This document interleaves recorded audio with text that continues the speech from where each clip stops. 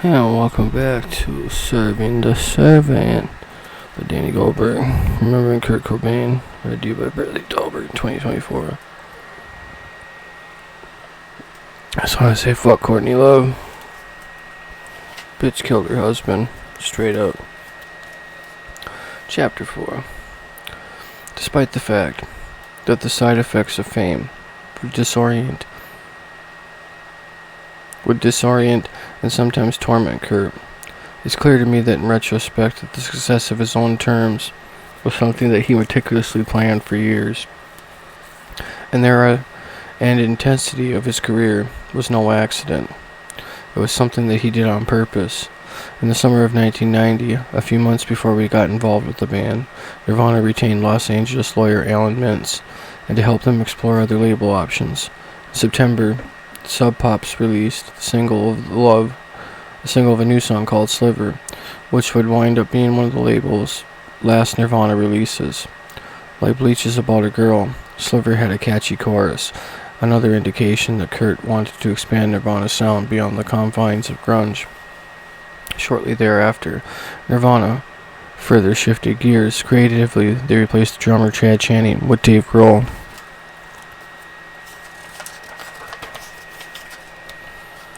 Professionally, they decided to get management, and which led to our offices in early 1990, less than a month after Grohl first played a Nirvana gig.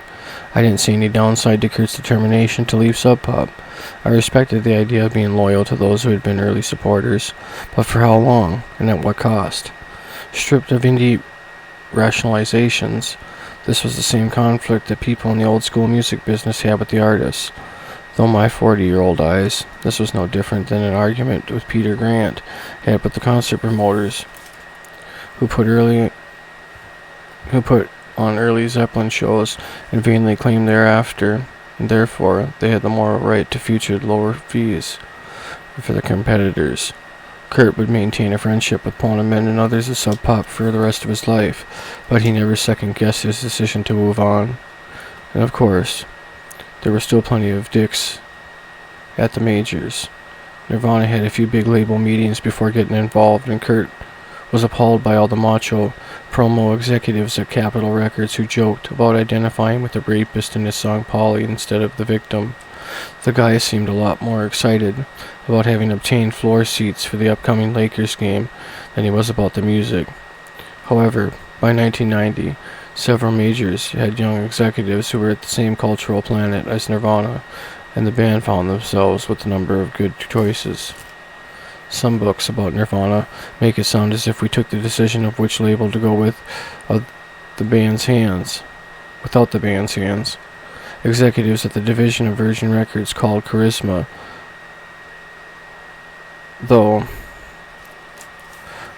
thought the band had chosen them before Nirvana met with us, and several AR people from other labels also thought that they had been good meetings with the band and were disappointed when they found out that they didn't follow up with them. However, Nirvana could have easily signed with the label and then picked management afterwards. I think that given Sonic Youth's good experience there, Kurt had for some time wanted to be on TGC with the imprint of the Geffen Records, and a relationship with the company was probably one of the reasons that Nirvana chose us. Silva and I would have cheerfully gone elsewhere if the band wanted to, but within days of our first meeting them, the band told us to make a deal with TGC. David Geffen had founded Geffen Records in 1980, by which time he had already a legendary figure in the music business. He had managed Laura Nyro, Crosby, Stills and Nash, Joni Mitchell, and then created and later sold Asylum Records after it had spawned huge albums by Jackson Browne, the Eagles, and Linda Ronstadt. It was not lost on Kurt that Geffen Records had released John Lennon and Yoko Ono's final recordings, Double Fantasy. Later in the 80s, David Geffen had expanded his footprint into a Broadway theater, Dream Girls and Cats, and films Risky Business.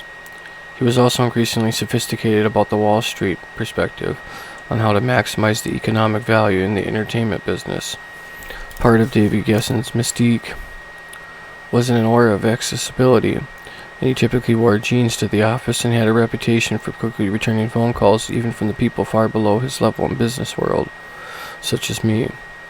The company's offices were in the middle of the Sunset Strip, and visitors entered through a door that was on the street. Regardless of how engaged he was in the non-music activities, Geffen made sure that the record company met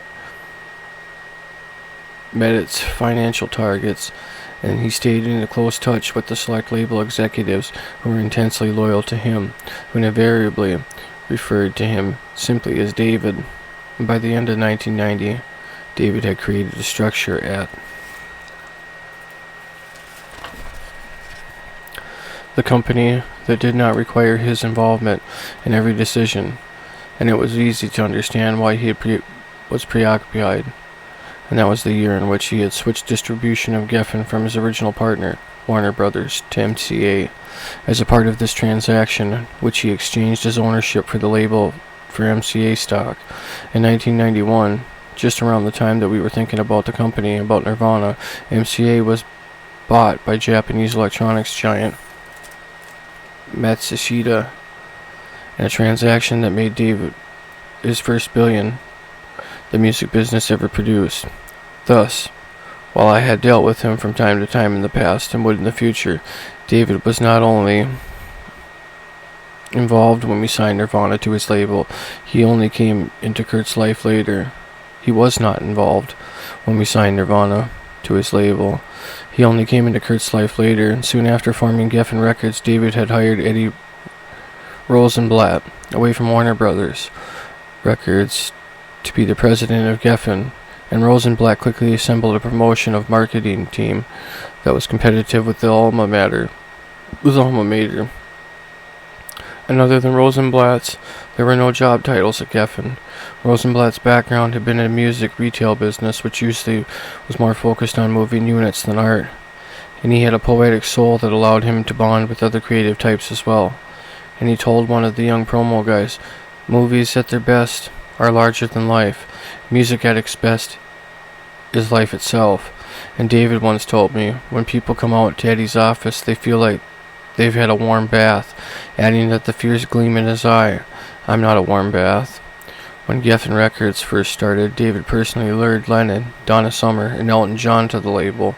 However, he soon concluded that his old 70s network of musicians and friends was not sufficient to the identity and the sign of subsequent generations of commercial talent, and so he was invested in several of the best and brightest young rock and AR people in the business.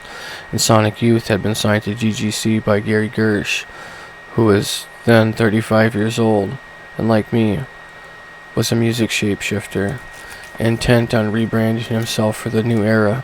Gersh was frustrated that for the moment that he was in the shadow of the other Geffen AR guys, like Tom Zuzot, and who taught the credit for the signing of Guns N' Roses, and at the time Geffen's best-selling artist, and John Kolodner, who had engineered the spectacular commercial comeback of Aerosmith before Sonic Youth. The only other Gersh artist whom I managed with was Ricky Lee Jones, at a time when she was going through a commercial lull.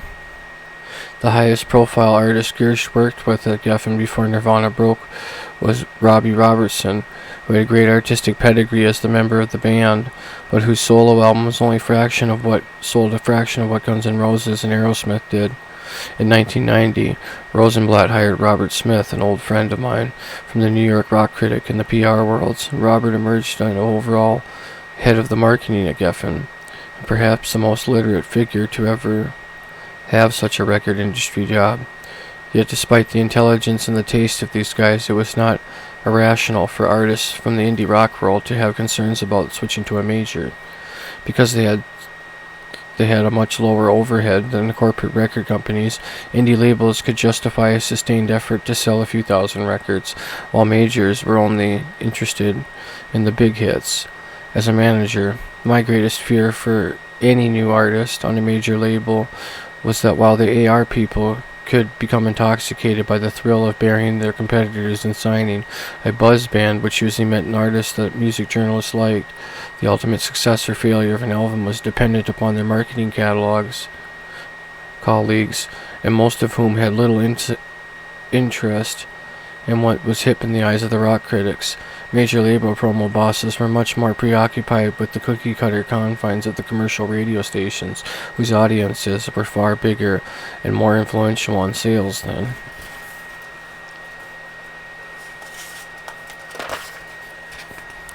Journalists and programmers made their living from ratings and tend to reset this kind of avant-garde music that excited young AR people.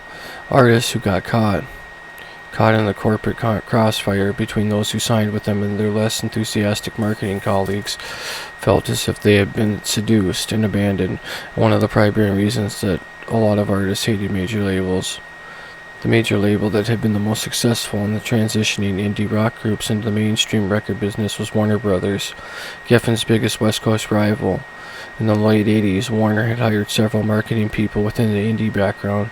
By 1991, they had a big advantage with a roster that included R.E.M., Depeche Mode, Faith No More, and Jane's Addiction, who had all started on indie labels.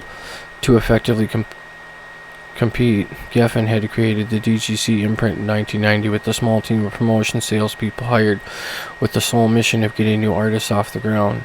Critical to these efforts was Mark Cates, an alternative radio promotion maven who had previously helped Australian indie label Big Time Records and Britain's Beggar's Banquet navigate an American radio. Cates knew Sonic Youth before Gersh signed them, and a couple years later, after Gersh left the label, Cates became their AR person as well as Nirvana's and Hole's. Cates recalls, Gersh was the AR guy, and I connected most with musically because he had signed John Doe, and we knew the signing of Sonic Youth could really be important to broaden the image of our company. And they told us that we should have to hire Ray Farrell because he had worked with punk bands like Mission of Burma and Flipper at SDST Records. Farrell's primary role was to use his credibility with the buyers at indie stores to get them to order and display DGC records. It was no problem for Gersh to give Sonic Youth a contractual guarantee of creative control as an acceptable concession in the Geffen culture. Robbie Robertson, just as much of a control freak as any punk artist. However, for the signing to pay off and make it his company attractive to the artists he coveted, he had to keep the marketing XX at the label focused on Sonic Youth's album for a decent period of time, even if they didn't have radio hits. One reason was that we and the members of Nirvana felt comfortable with Gersh, and was that DGC had not been abandoned Sonic Youth, even though Goo had only sold around 150,000 copies, which was double the sales that the previous album, was not enough to impact anyone's Christmas bonus in the industry were a signifier of success.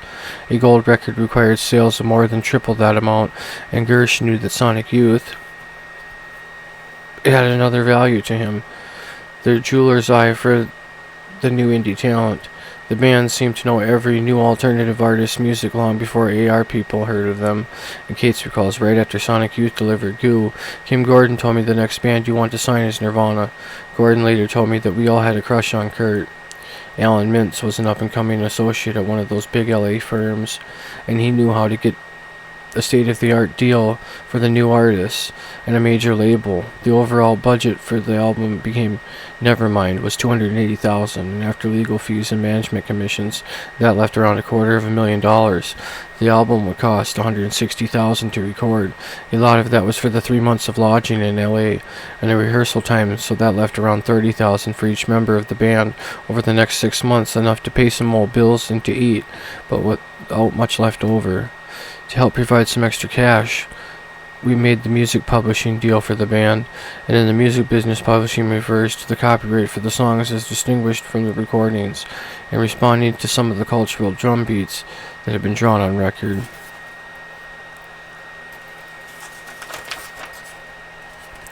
John, the record company AR people to Seattle, and several young representatives from the music publishers had made the journey in their wake of the Sub Pop emergence, and one of these scouts was Susan Collins, who worked for Virginia Music. She fell in love with Nirvana and subsequently played Bleach for the company's president, Kaz Usamiya, the son of the Japanese diplomat who had spent much of his childhood in England and where he first got into the music business. and by the late 80s, Kaz was in his mid-30s and living in Los Angeles. He was aware that many of the Seattle bands were developing careers, but was not a fan of the music grunge songwriting. Music publishers make the most of their income from radio airplay and film, TV, and commercial licenses, and when a band's song is covered by another artist, there were plenty of other hip new bands that could sell out the nightclubs and small theaters who were of no interest to him because they didn't write the kind of songs that they would have a life beyond their immediate fan base. However, when Kaz heard about a girl from Bleach, he agreed to meet Nirvana, and once Kurt played him the acoustic version of several of their songs that would be on Nevermind, Kaz was smitten. Kurt was one of the most brilliant songwriters I have ever met. Kurt was taken with the fact that Kaz had worked with two of his favorite bands, The Clash and Queen, and he also liked Kaz's earnest, soft-spoken style, which was unusual among executives who could write a big check.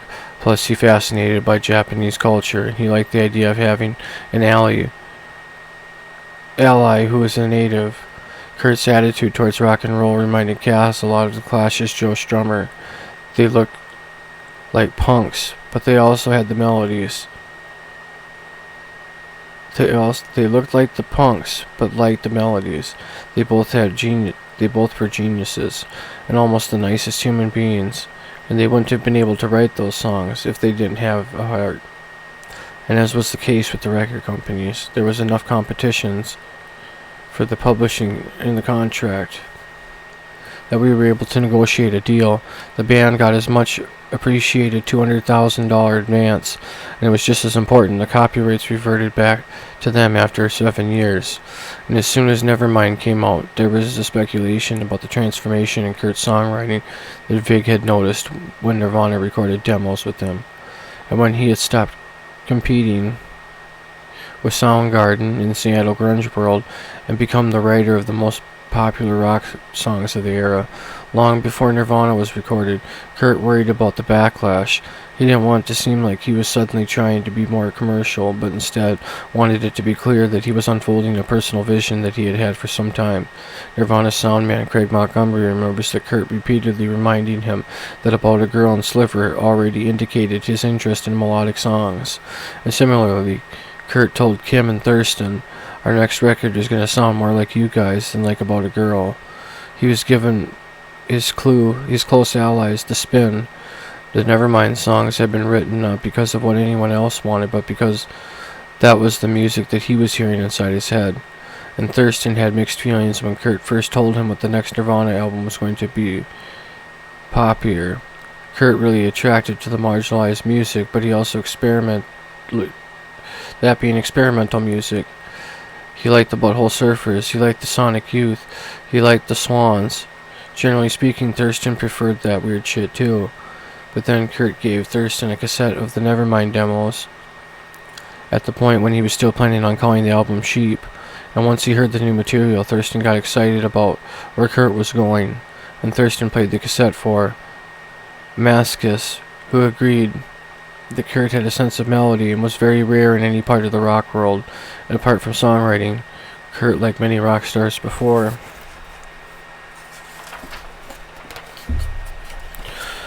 him, was intent on creating the mythology about himself. And the first time Everett True interviewed the band just before Bleach was released, Everett says they made a lot of stuff up.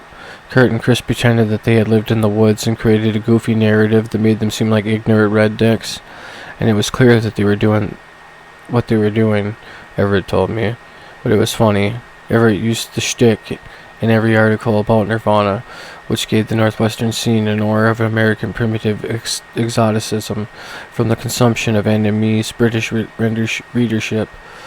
When Nirvana toured the UK the following year, Kurt feigned indignation at the caricature the band had created and presented himself as a journalist, as an unpackaged but intellectually sophisticated punk singer who was outraged by their misinterpretation in the press. Privately, he knew they had bullshitted Everett, who was always welcome backstage, and became a real friend. After signing with DGC, Nirvana met with Gersh about how to record their major label album, and some AR people would get into the weeds of the recording arrangements and the material, and occasionally making the grandiose claim that they personally made the records, but with rock bands who wrote their own material. The AR role in the recording, it was as much limited nevertheless. Gersh and Kurt developed a meaningful personal relationship, and in one of Kurt's journals there is a yearbook photo of his father, Don Cobain, under which Kurt wrote Old Dad, and the photo of Gersh next to it, Kurt wrote New Dad. And they went through a list of possible producers with more commercial track records than those of the band had worked with in the past, but given the quality of the demos, I was not surprised that Nirvana ultimately chose to stick with Butch Vig. In the subsequent decade, Vig would develop a brilliant career with both producer and a member of the band Garbage, but he is the first to admit that his career is divided into before Nevermind and after Nevermind, an album for which he has also acknowledges the band came into the studio with a fully developed vision, and using some of the money from the record deal, we got Kurt, Chris, and Dave short-term rentals at the Oakwood Apartments in Toluca Hills, a 5-minute drive from our office. The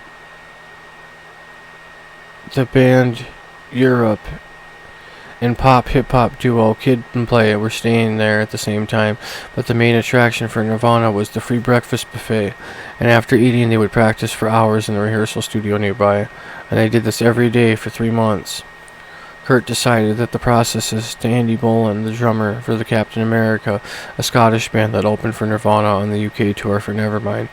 Everyone just learns their little bit as well as possible, and then we rehearse for hours, concentrating on our parts. When we started out, we would rehearse all day, period. Before we went in to record Nevermind, we locked ourselves away and rehearsed till we could do the parts in our sleep.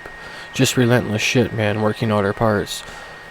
Chris reiterates, we just rehearsed all the time. We were really happy doing that, and we could always come back to that feeling later on, and things got so miserable there for a while, but we had so much fun playing together. We checked things at the door, and we just had a lot of fun and remembered, oh yeah, that's why we do this. Although Kurt was the undisputed captain of the ship, Nirvana would not have been what it was without the two partners. Chris was not merely Kurt's friend, he was also deeply tuned into Kurt's aesthetic. Dave was the younger member of Nirvana, only 22 years old when Nevermind was recorded, but his talent as a drummer was in full flower, and he also became personally close to Kurt at that time, and as those two shared an apartment for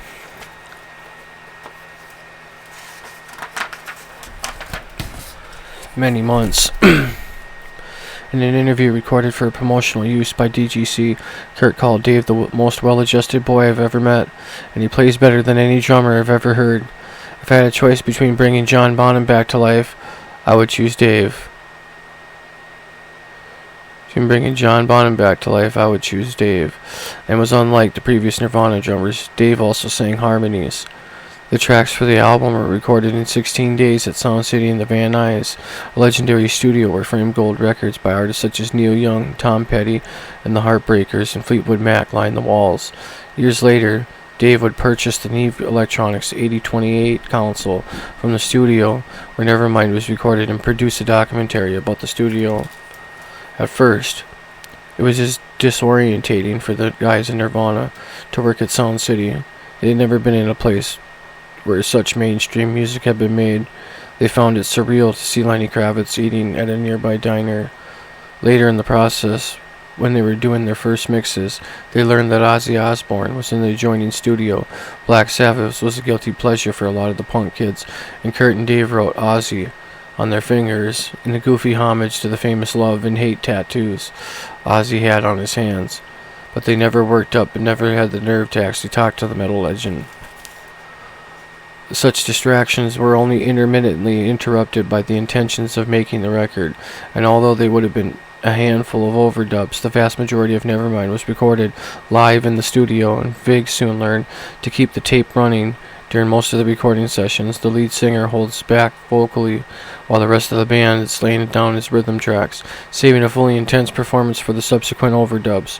However, Kurt would never back off on those scratch vocals, and as a result, his voice could get blown out quickly, and the vocal on the first takes would sometimes be his best.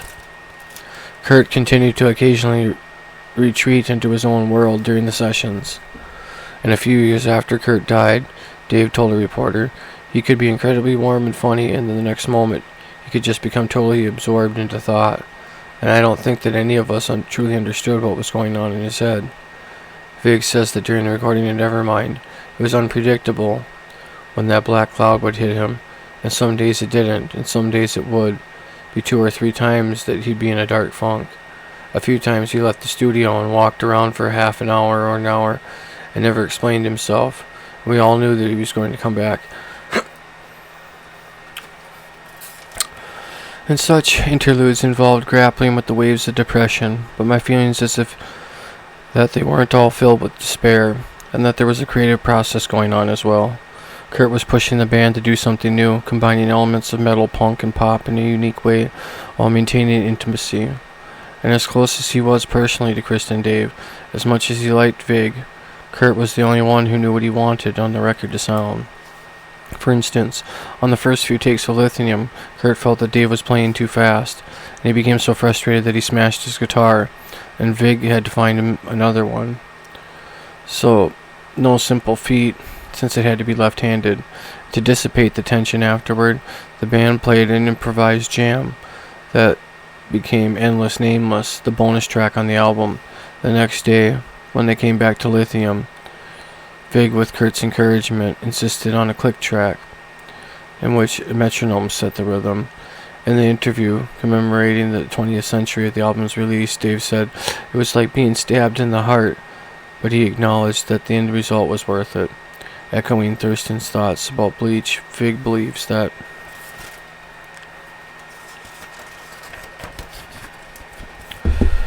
Kurt was singing added enormously to the power of the Nevermind. His voice was so fragile and vulnerable. If you took 50 other singers doing those same things, the records wouldn't have had the same emotion. His voice had a totally unique character, and the rage and vulnerability and fear and anger and confusion, and sometimes all in one line of a song. By clearly 1992, Nevermind was one of the biggest albums in the world, and some punk aficionados claimed that the production was polished in a way that changed the essence of what the band had previously been. And even Kurt sometimes paid lip service to the notion that the production of the record had somehow changed Nirvana. At one fraught moment in an interview, Kurt compared it to a record by the hair metal group Poison, which was a bad insult as a punk rocker could give. I always took such remarks with several grains of salt, because I knew that Kurt knew that he had made exactly what the record he wanted. And on the other hand, the massive reaction to Nevermind turned into something that actually felt different to him than it had when the band first recorded it. Vig says it was hard for me to read that it was way too slick. Compared to anything else that had been on the radio, it was raw and fresh breath. The record is really simple. Sometimes Kurt doubled the guitar, or Dave would sing a harmony, but that's it. There's no electronic tricks on it, and I didn't use more than 16 or 24 tracks we had available. If anything, it's underproduced, and still Vig understands why the band needed to gain some distance from it in certain situations. And how can you retain punk credibility when you sold 10 million? Over the next several years, Kurt usually downplayed his lyrics, and he would say that he had saved fragments of poetry that were thrown all together at the last moment and last minute, and sometimes claimed that he didn't even know what they meant. That always seemed like bullshit to me. Anytime I visited Kurt when he was surrounded by notebooks, he reworked lyrics with the same intensity that he brought to his recording the music. I think that he was just irritated by what he saw in the simplistic attempts to explain a poetic art form. Occasionally he spelled things out to the writer that he had a soft spot for. In the book Classic Rock Albums, Nevermind, Kurt is quoted saying, "I like the lyrics that are different and kind of weird and paint a nice picture. It's just the way I like art." He was an impressionist who knew what the sound of words in a song was as important as their literal meaning in the dictionary, and he used lyrics to convey feelings as often as he did to make the linear point. Too many Nirvana fans, Smells Like Teen Spirit played the same role that Allen Ginsberg's Howl did for the Beat Generation, or Bob Dylan's Like a Rolling Stone did for mine. Kurt enjoyed the Weird Al Yankovic parody of his most famous song, but felt that some old-school rock fans missed the point of Weird Al's flippant opening in the voice of a Philistine. What is the song all about? Can't figure out any lyrics. To me, Weird Al is affecting the attitude of someone who doesn't get Nirvana, but the actual Nirvana fans had no problem understanding the meaning of lines like, "With the lights out, it's less dangerous. Here we are now, entertain us." Part of the joy and the liberation that the song provides is the ability to separate yourself from those who overly controlled by the mainstream culture, and to know that in rejecting that path you are not alone. People of my generation may have had trouble hearing the words, but young Nirvana fans soon knew them by heart, and those lyrics are why the song became an anthem. Gersh was determined to make sure that the band didn't feel any sense of interference from the label and stayed away from the studio for most of the recording.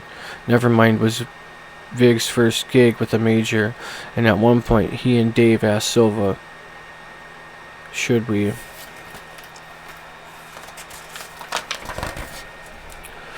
be worried that no one is coming down from the label?" To which my partner responded with a laugh, "You should feel blessed." And after a record is fully recorded, the process of mixing is the crucial next phase.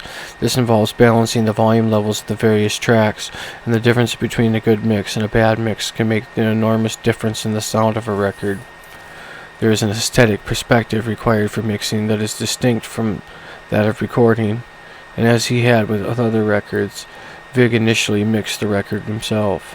Having kept his powder dry during the recording, Gersh asked the band and Silva and me to meet with him in his office, and with a differential tone that made it clear he was comfortable with the fact that the band had made the final decisions. Gersh told us that he felt that the mixes were too muddy and didn't convey the power that he knew the band had. All the eyes went on Kurt, and he must have been pissed. He must have been thinking the same thing, because he calmly mumbled an agreement to try someone else, while reverting to the right to stick with Vig if he didn't like the remix. Gersh knew that Kurt hated the sound of the commercial mainstream rock albums, and so he suggested Andy Wallace, who is best known for his working with the heavy metal band Slayer.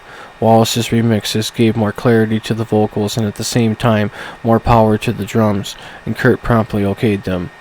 Most of the artists would agonize about sequencing songs on an album and drag the process out. By contrast, Chris recalls the one afternoon at Geffen shortly after the remixes was done. Kurt did the sequence in 5 minutes and that was it.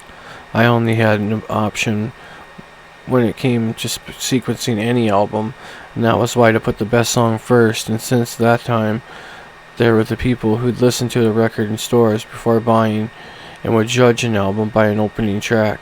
Over the years I encountered artists who overthought the process and failed to follow this simple rule, and was relieved that Kurt opened up the album with Smells Like Teen Spirit, but I was surprised. Kurt had self-destructive tendencies, but never when it came to his art. As the album neared the completion, Kurt, Chris, and Dave began the interaction with a wider array of executives at their new label and Geffen staff.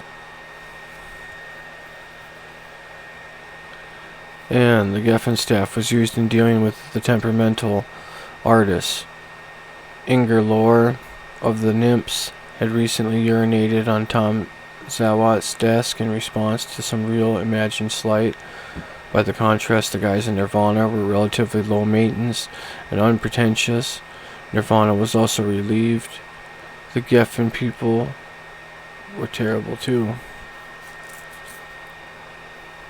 Were much more laid back and supportive than they had expected. Former SST exec Ray Farrell, who was a label person Kurt could most relax with because he was a record collector, and the two of them would talk for hours about obscure titles. And once, while looking through Kurt's albums on the floor of Kurt's apartment, he had not gotten around to getting to the shelves, and Ray noticed 4 sealed copies of the Chipmunks singing the Beatles hits, a novelty record from 1964 in which the Beatles songs were recorded in the sped-up voices of the cartoon characters. And while Farrell confined that he had also loved that record as a kid, Kurt gave him one. Robert Sloan, now Robin Seibert, who oversaw the making of the videos and artwork, recalls Kurt was always a nice person and would ask how I was and say thank you, which in my experience was unique for someone with his talent and level of success.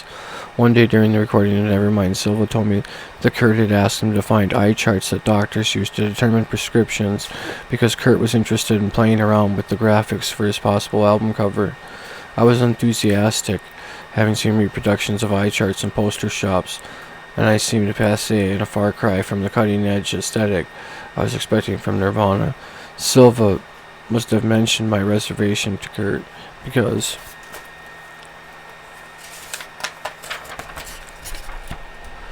soon thereafter the singer stopped me in the corridor outside my office and asked me about it, and I explained my concerns about the idea, and Kurt didn't appear offended, just curious. While he was known on stage for his howling vocals, offstage Kurt spoke softly, and could I give him some names of specific stores where I had recently seen these posters? I couldn't.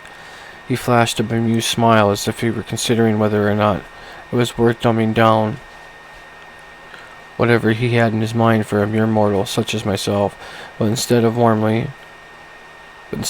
thanked me, and he was so nice about it that I was worried that he might be putting me on. As I got to know him better, I realized that although Kurt was attuned to an aesthetic wavelength that others could rarely fathom, until they saw how it manifested in his work, he was genuinely curious to the perspectives that he hadn't thought of yet. For his own reasons, Kurt jettisoned the eye chart idea, and for a while contemplated calling the album Sheep, using a field full of RVs for the cover illustration before finally settling on the Nevermind and now iconic image of a swimming baby reaching for a $1 bill on a fishhook after he and Dave saw a documentary about water bursts. Robert Fisher, who was an art director at Geffen, who executed the designs of Nirvana Nevermind singles. Kurt was a sweetheart, and he came by the office with his notebook and was mellow and thoughtful, and he recalls Fisher found an image in a photo book that could have worked, but the copyright owner asked Silva for the exorbitant sum, and so Fisher hired Kurt Weddle to photograph a different baby, and the $1 bill and fishhook were added through the magic of Photoshop. And when Geffen publicity department asked about the band to do bio, they decided to invent a fantastical past, much in the same way that they had when Everett had first interviewed them. Chris and Kurt pretended that they had met at a non-existent Aberdeen Institute of Arts and Crafts, and the PR people knew it was a joke, and they went along with it and cheekily upending the record company Orthodoxy. It was good for their image of the punk band, and it went along with the subvert the establishment and ethos in the amusing and harmless way. In both the culture and the business of rock and roll at the time, the most important way for an artist to connect with their fans was through the music video. MTV was the peak of its influence, and once again, Kurt had a clear vision for what he wanted.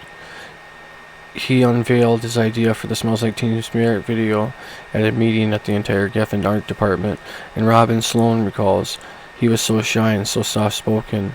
It was clear that he had never had a meeting like this with a big group of people who had accomplished a lot, but in a quiet but firm voice he said, "Pep rally gone wrong," and everyone in the room was immediately captivated. Sloan says, "Even though I was much older, I felt exactly the same way in high school, and being a misfit and feeling out of place around a football team, cheerleaders, and marching bands." A few days later, Kurt drew a storyboard for her, and Sloan had worked for several other major labels and had no hesitations about confronting artists. But she was dazzled by Kurt's creative clarity, and in 20 years in business, Sloan had found that most artists had either no idea what they wanted to be preserved in their visually, or they spoke in vague generalities, and she said, "What distinguished Kurt from every other artist I worked with is that he always had one central idea. He knew exactly what he wanted." Because Nirvana was a newfound band, the video budget was modest. By 1991 standards, less than $50,000. Sloan suggested a relative unknown Sam Bainer, who had never directed a video himself, but had impressed her with his visual aesthetics, and when he shot a secondary footage for one of the big music video directors to relief, Kurt agreed. And I visited the set halfway through the shoot. with our 1-year-old daughter, Katie, and had the band was relaxed and in a good mood. And however, the teens who had volunteered to play the high school students in the video had been hanging around the set for hours. Many of them had been getting high, and they were more boisterous with each take. And Bayer was concerned that they might damage some of the set, but the band loved the sense of the chaos. Sloan recalls the kids went crazy at the shoot, and Sam, to his credit, just kept filming, and none of what was really orchestrated. The way that he had it lit gave the film a beautiful quality that was an antithesis of an angry feeling of the music, and the tension between those two forces was amazing, and of course the band's energy was incredible. There was a brief setback when Kurt couldn't stand in the first edit that Bayer did. The director tried to create a story around the janitor at the school instead of the kids, minimizing the pep rally, which Kurt wanted to be the central motif. Sloan remembers being in the restaurant and calling Kurt from the payphone, and he was so unhappy and so upset that he couldn't speak to Sam. I had to find an editor Kurt could work with. The actual video is Kurt's edit. And being reminded of this all these years later, I'm taken with the fact that Sloan was willing to trust Kurt so absolutely, and it's a testament to the power of his aura, and even prior to his success. And she gushes, Kurt knew what he was doing visually, and in my experience, he was unique. Sub Pop's owners had shrewdly marketed Northwestern punk rock and encouraged the media to describe it as grunge, which came to me as a hybrid form of punk and metal. And in June, 3 months before Nevermind came out, Sub Pop released a compilation called The Grunge Years, an album that opened up with Dive by Nirvana and included songs by The Screaming Trees, L7, Tad, and the Afghan Wigs, and Mudhoney. And Kurt was friends with many of his fellow Seattle musicians, but he was not okay with the idea that Nirvana was merely a part of a trend.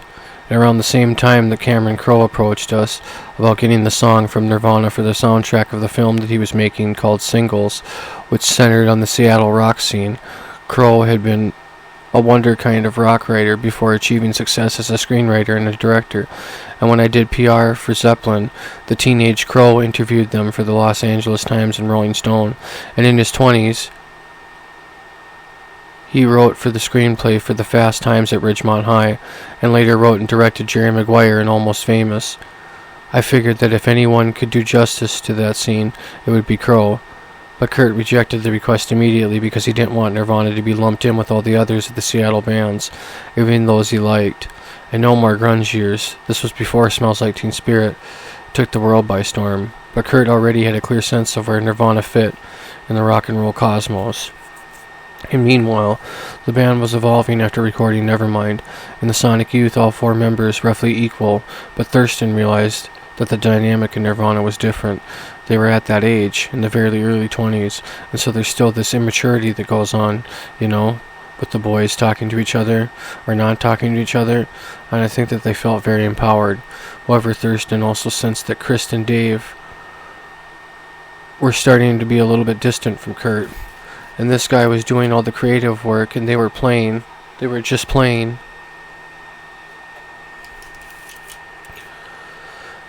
And regardless of the division of labor, Kurt got emotional sustenance from the band's camaraderie on the road. And as Thurston notes, I remember him when they were on tour with Neil Young and playing in the arena in Seattle, and those guys were in the dressing room, and Kurt had a horrible green dye job on his hair that was streaking down his forehead, and Chris was getting completely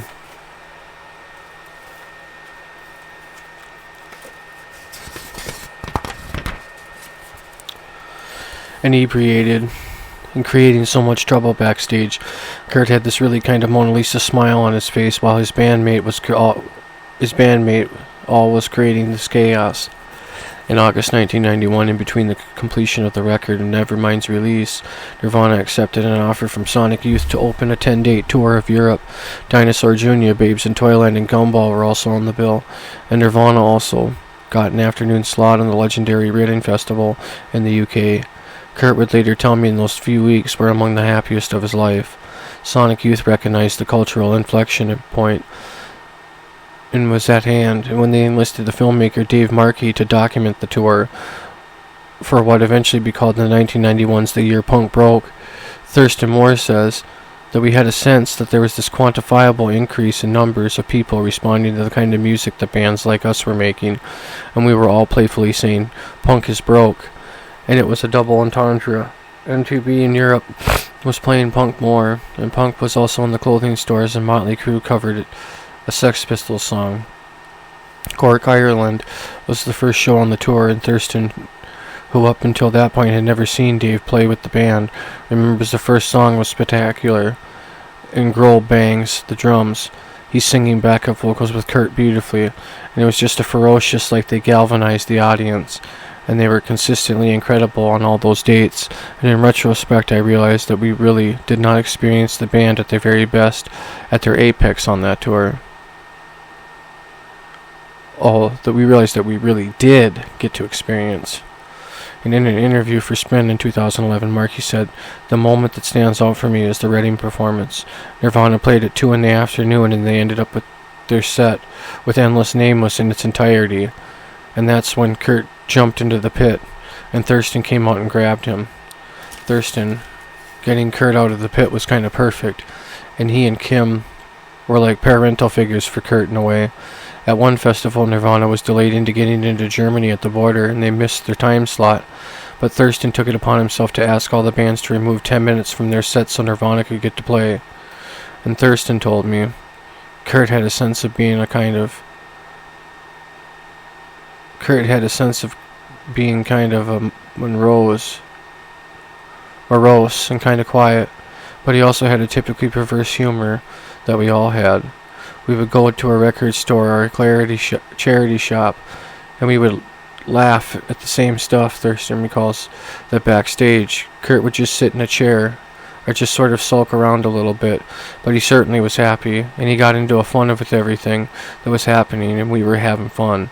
We had enough catering, and there was this thing of being in a band that you get to a point where you're lucky enough where you have food waiting for you in a dressing room, and you're not worrying about who's paying for these things. You're playing your music, and people are responding because it's new and exciting.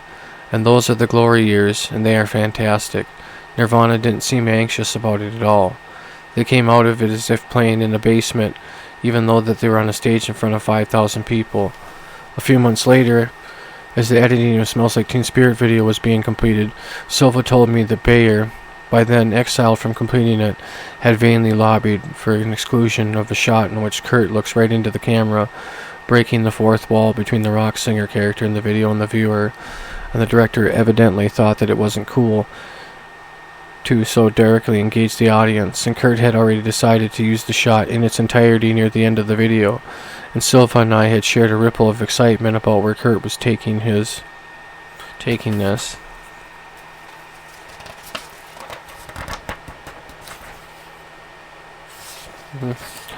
That there's the end of chapter 4. Don't forget to like, share, and subscribe. I'll see you in the next chapter.